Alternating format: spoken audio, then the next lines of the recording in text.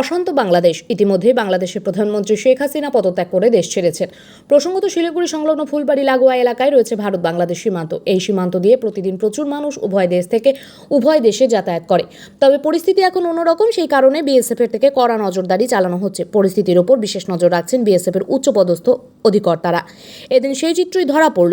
যাতে কোনো রকম অপ্রীতিকর ঘটনা না ঘটে সেই জন্য সংলগ্ন এলাকা নিরাপত্তার বলয়ে মুড়ে ফেলা হয়েছে। শুধুমাত্র মেডিকেল ভিসা নিয়ে তবেই উভয় দেশ থেকে উভয় দেশে যাওয়া সম্ভব হচ্ছে। বাংলাদেশের পরিস্থিতি যতদিন না পর্যন্ত স্বাভাবিক হবে ততদিন এই রকম নজরদারি চলবে।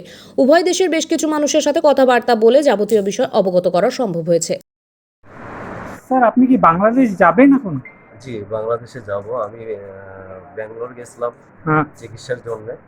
আমি চিকিৎসা শেষে হচ্ছে আমি গতকালকে শিলিগুড়িতে আসছি। আজকে ইনশাল্লাহ বাংলাদেশে যাচ্ছি। ও, কোথায় বাংলাদেশে? বাংলাদেশে আমার বাড়ি হলো জয়পুরহাট। আচ্ছা, এখান থেকে সামনে, শিলিগুড়ি থেকে? শিলিগুড়ি থেকে সামনে না, জয়পুরহাট আপনার বর্ডার থেকে নিয়ার অ্যাবাউট টোটাল 250 কিলোমিটার। ওরে বাবা!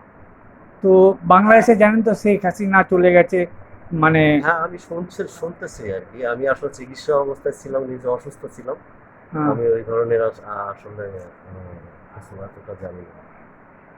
তো এনারা অ্যালাউ করলো ভিসাকে আপনি, মানে যাওয়ার জন্য আজকে? জি জি জি। আমার মেডিকেল ভিসা, আমি মেডিকেলেই আসছি। আচ্ছা আমি প্রায় 15-20 দিন, 15-16 দিন হয়ে গেল আর কি। আচ্ছা। আপনার নামটা স্যার? আমার নাম মোহাম্মদ সিরাজুল ইসলাম।